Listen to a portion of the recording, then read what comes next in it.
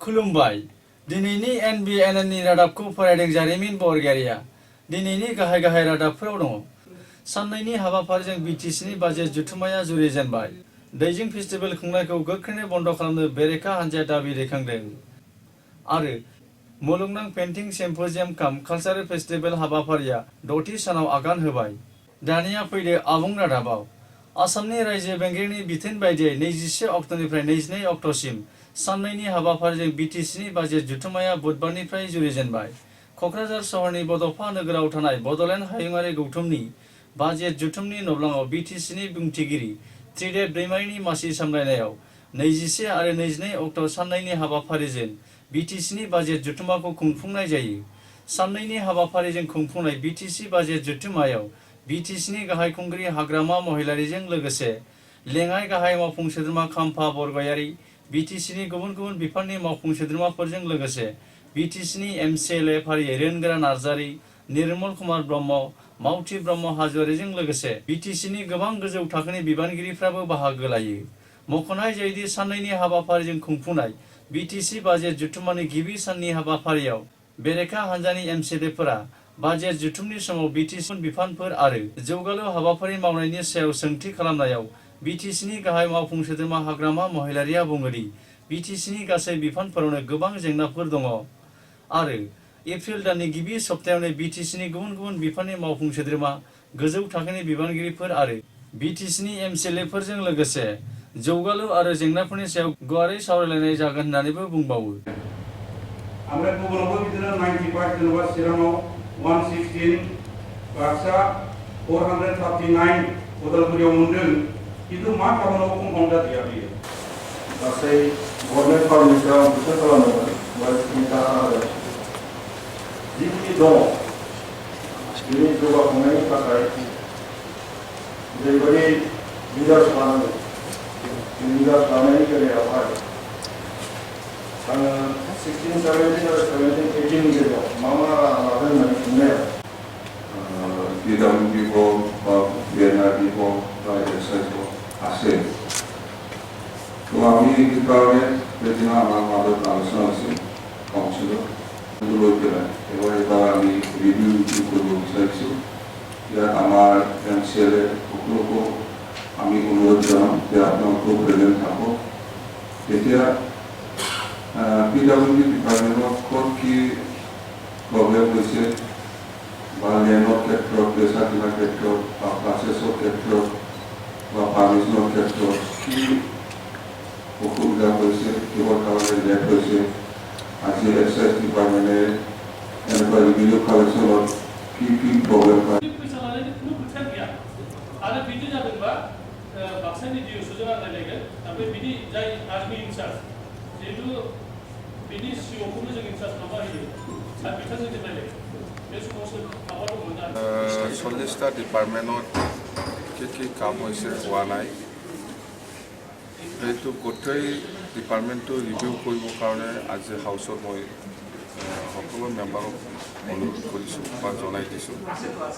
যে এপ্ৰিল 5 উইকত আমি কক্ৰাঝাৰৰ পৰা আৰম্ভ কৰি ওদালগুৰিলৈকে ডিষ্ট্ৰিক্ট ৱাইজ অফিচাৰসকলক লৈ পেলাই মই এটা ৰিভিউ মিটিং কৰিম বুলি কৈছোঁ তো ইয়াত মই সকলো MCLA আৰু EMসকলক মই অনুৰোধ কৰিছোঁ যেহেতু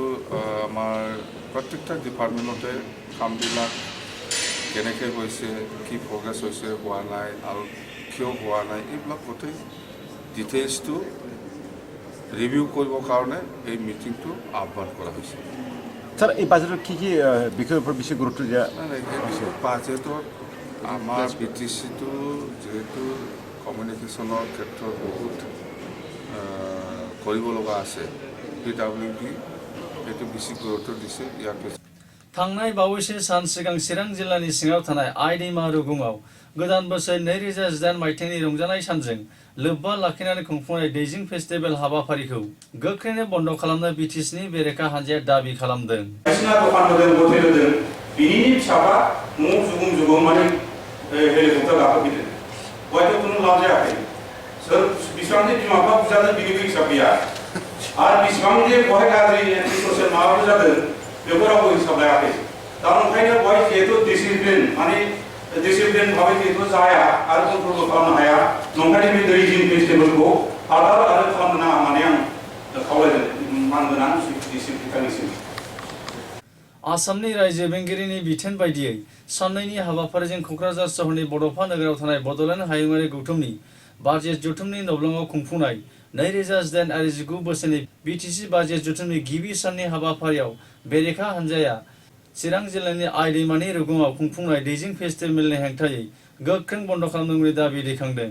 मख'नाय जायोदि 21 आरो 22 अक्ट'आव बिटिसि बाजेटनि जथुमनि गिबि साननि हाबाफारियाव बाहागो लानानै निसिमा बियाबनि एमसिएलए निर्मल कुमार ब्रह्मआ बुंबावदि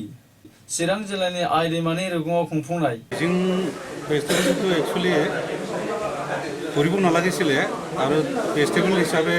যি ধৰণে অৰ্গেনাইজ কৰিছিলে কিন্তু উল্টা दैजिं फेस्टिभेलखौ फैगौ बोसोराव गोख्रैनो बन्द' खालामनांगौ होननानैबो दाबि दैखांबावदों। মদৰে বিজনেছ হৈছে তাত আৰু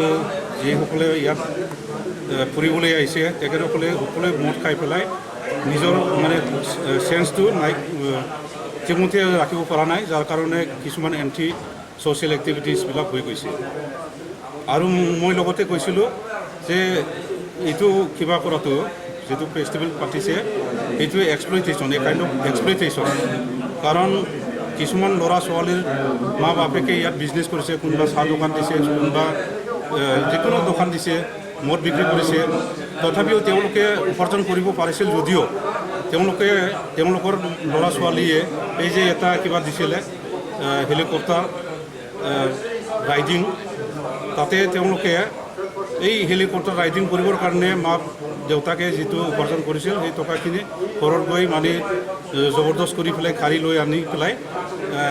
এই হেলিকপ্টাৰ ৰাইডিং কৰিছে আৰু তাতে এক্সপ্লইটেশ্যনৰ উদ্দেশ্য হোৱাৰ উদ্দেশ্য হৈছে কি তাত মানে আধা ঘণ্টা ফুৰোৱাৰ কথা আছিলে কিন্তু তেওঁলোকে 3 মিনিট 5 মিনিটৰ ভিতৰত 3000 টকা লৈ পেলাইছে এইকাৰণে এক্সপ্লইটেশ্যন হৈছে। बिटिएडिनि सदर सहर क'क्राझार सहरनि सोनाब फारसे सान्दामारियाव थानाय बड'फा कालचारेल कमप्लेक्सआव खुंफुंनाय हादोरारि हारिसा बिजाब फोरबो आरो बड'लेण्ड बिजाब मेलाया गोजोनै गोजोन जोबलांबाय। बर' रेबग्रा जथुम आरो बिटिसिनि सोलोंथाइ बिफाननि जुथाइ बानजायनायाव 10 मार्च अक्ट'निफ्राय 20 अक्ट'सिम 10 साननि हाबाफारिजों खुंफुंनाय हादोरारि हारिसा बिजाब फोरबो बड'लेण्ड बिजाब मेला जर'खा थुनलाइयारि फोरबो दुलाराय भारत बां रावारि खन्थाइयारि जथुम लाइमोन बर' लिरगिरि फोरबो बर' राव सोलोंथाइ फोरोंथाइ मावबादा आरो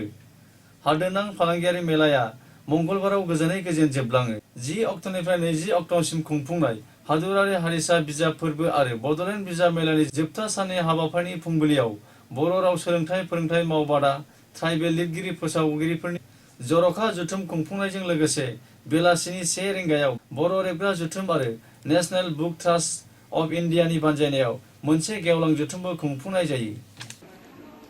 They have performed like our fauna, like our performing arts, etc. ইতিমধ্যে আমি কেইবাখনো ৰামায়ণ কনফাৰেন্স পাতিছিলোঁ গুৱাহাটীত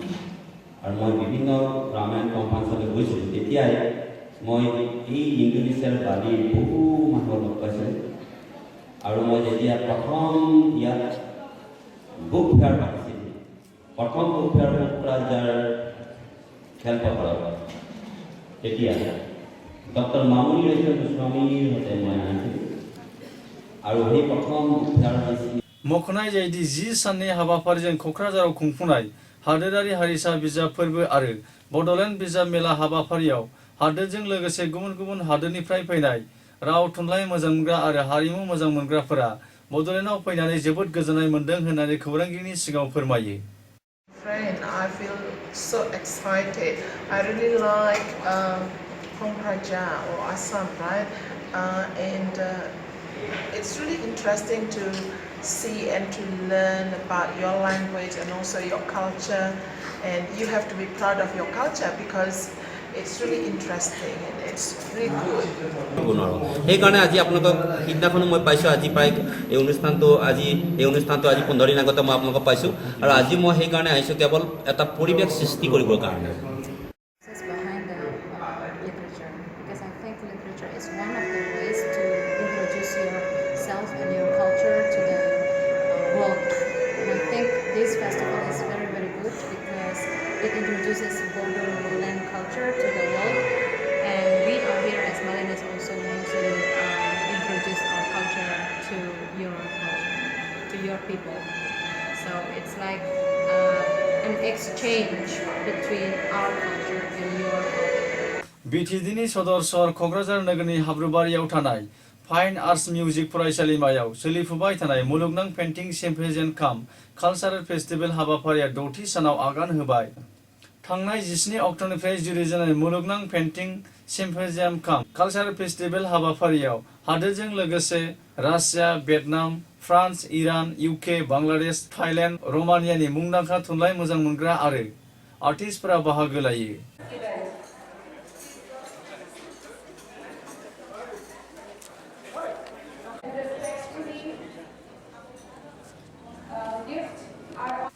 रादाबखौ फोजोबनायनि सिगां गाहाय रादाबखौ फिन खेबसे फरायफिनबावदों।